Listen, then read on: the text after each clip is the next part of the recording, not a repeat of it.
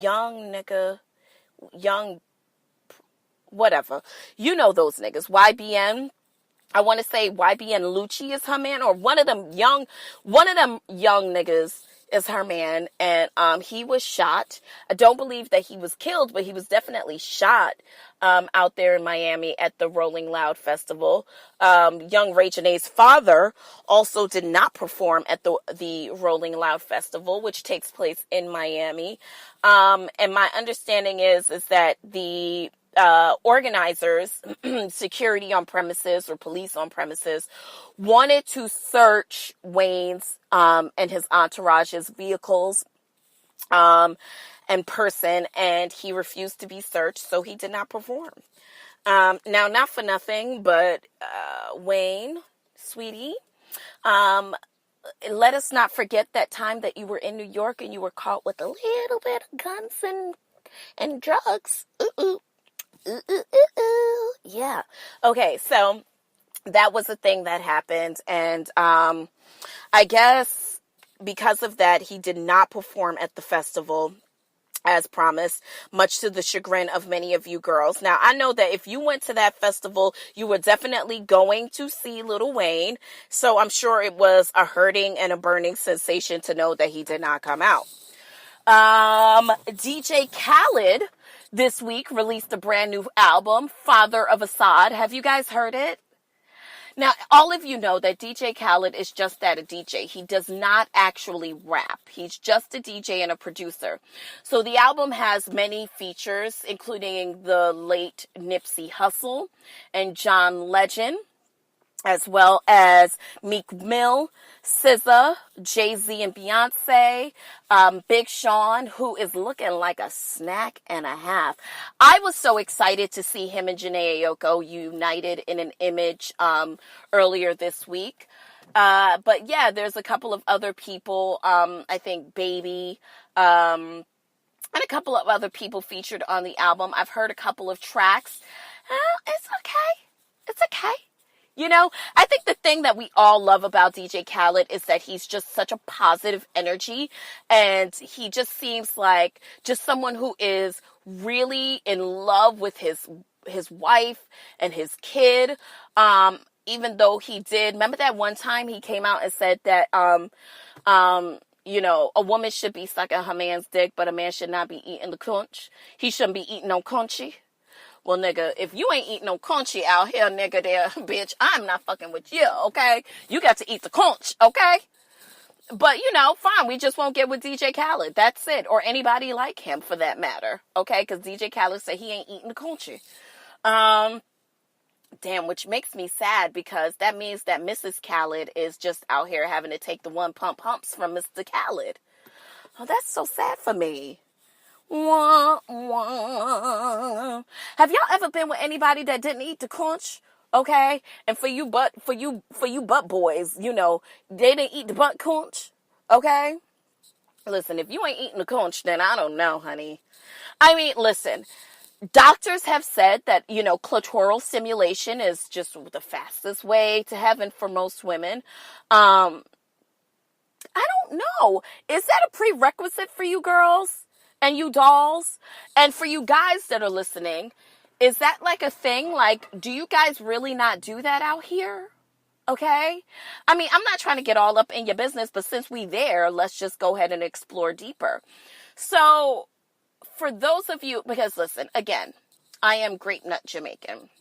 So I know that there's a lot of Jamaican guys out there who say shit like, no sir, me nah eat no pum pum, me nah eat pum pum, me nah nyam pum pum, no. But you know what? They are the biggest motherfucking liars out here. You know, all you fucking gay niggas who be like saying that like, oh, the Jamaican niggas be holding it down for y'all. Those be the same niggas that be out here like, oh, no, singing boom bye bye and all that other shit. But bitch, they be out here telling the falsifications, okay? Because they eat this conchi. Okay, and they do with the boys, okay? Okay? But listen, I ain't trying to be all up in their business, but since we there, At any rate, what else do we need to talk about this week? Mayor de Blasio of New York City has decided to throw his one-horse pony down the street and said that he's going to take his horse down to the presidential road. Now, here's the thing. I think that Mayor de Blasio is the 21st Democratic nominee, or he's not a nominee, but the 21st Democrat to throw his hat in the ring. As a New York resident, I would like to say this. I do not want to see Mayor de Blasio become president of anything. Not of the local block association, not of your local PTA, I don't even want him to be mayor of New York. Tell the truth and shame the devil. Now, let me tell you something. Mayor de Blasio has been the mayor for, I don't even know if he's done one term yet, fully. Is he on his second term, girls? I don't know. What I do know is that he has a black wife with 2 black kids. And that has done nothing to... Now, I was under the assumption that because this man was married to a black woman and he had black children, that would somehow influence his policies. As a New York resident, I've got to say that I've lived... Mayor Giuliani was probably, to me, toughest on crime, but in terms of policies, one of the most disgusting mayors. I am old enough to remember Ed Koch, Mayor Dinkins. I think Mayor Bloomberg was probably by far one of the best mayors that I've had as a New York City resident.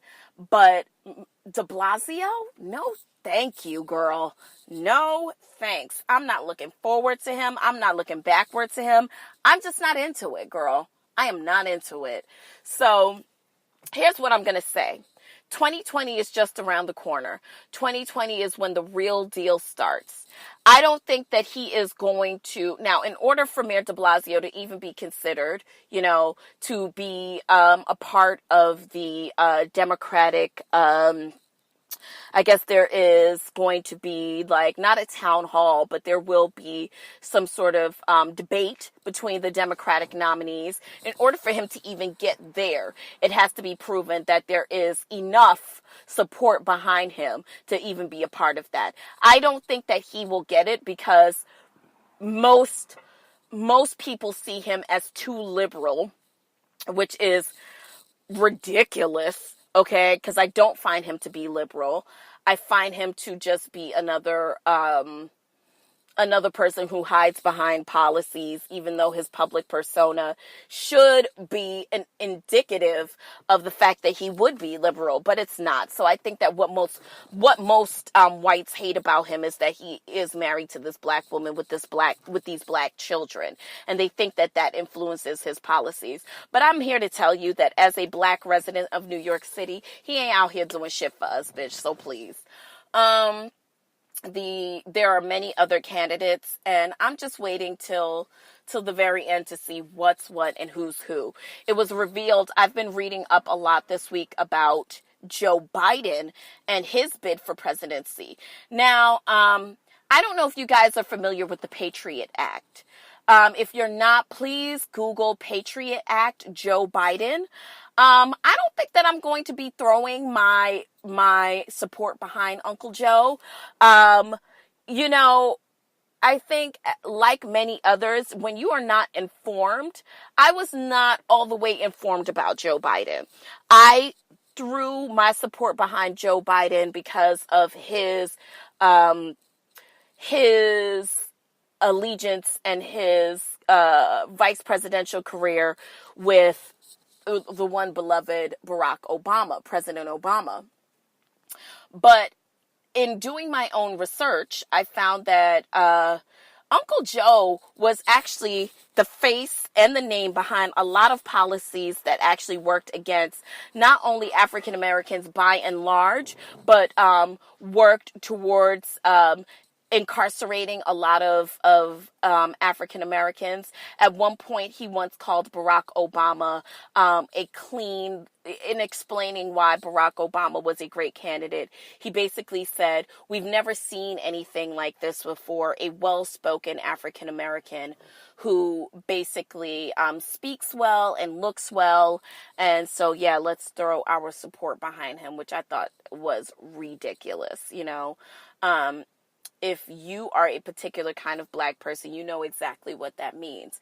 Me being a young Black girl who speaks the way that I do, and being from the Bronx, I've heard from many white people, oh my God, we love the way you speak. It's just so non-threatening.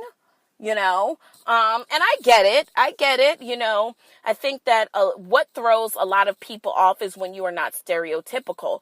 But I think that what people are oftentimes comfortable with is the stereotype. So, because they feel like they then know how to approach you.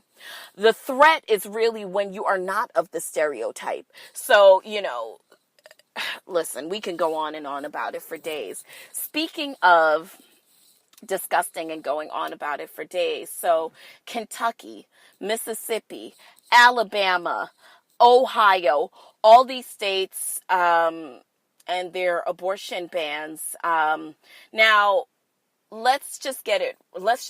keep it all the way 100, because I have several thoughts about this. What say you about the abortion ban? Now, I know I've been seeing a lot of posts, since he can't make one, he ain't got the right to tell when and when she can create one. Okay, yes, I love the Instagram posts. I love when you guys get with the policies of politics on social media and you really feel emblazed and emboldened to really just go out there and cape up for your next new civil rights. But I want to say this.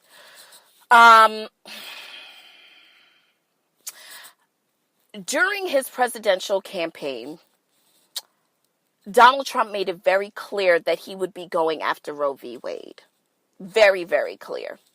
Nonetheless, you white women, 53% of y'all, 53.5% of y'all still voted for him. So let's not act like this is a sudden surprise, okay? Oh, excuse me. No, mommy. Choking. Oh my God. But 53.5% of you guys caped up and went behind Trump. And despite the fact that he said that not only would he be coming for the blacks, and he'd be coming for the rest of the browns, and he'd be putting up his hate wall, and he would be fucking up the alphabet boys and girls, and that he would be, he has a vice president who believes in electroshock therapy for gays and things like that. You guys still overwhelmingly, 53 point, I'm never going to let you forget, bitch. I'm never going to let you motherfucking white women forget. I'm never going to let y'all forget the fact that 53.5% of you motherfuckers voted for this nigga. Never gonna let you forget. Never gonna give you up. Never. Okay? Because he didn't just threaten to do these things. He is making good on his promises. Okay? So it should come as no surprise to you that states like Alabama are now saying that they will put a doctor in jail. He will face a 90-year prison sentence if he performs an abortion. It shouldn't come as a surprise. Okay? I think what is most disheartening is now that he's coming after something that is near and dear to you. That's the problem. Here's what I want to say to my white sisters, right? You cannot cape up for being disenfranchised only when it affects you. And ignore the fact that the hate wall is going up. And ignore the fact that transgender and the gay community has faced more onslaught of death, harassment, all kind of other things, more so during his tenure than ever before. We cannot ignore the rampant crime and the rampant prison policies that have gone into play. We cannot ignore the hate crimes that are out there just because it doesn't directly affect us, right? And when I say us, I'm talking to my white brothers and sisters out there, all right? You have to stand together on all the disenfranchised, okay? You can't just have it be a thing where now it's directly affecting you and now this is a problem. Because this is not just an attack on one singular thing. Making America great again means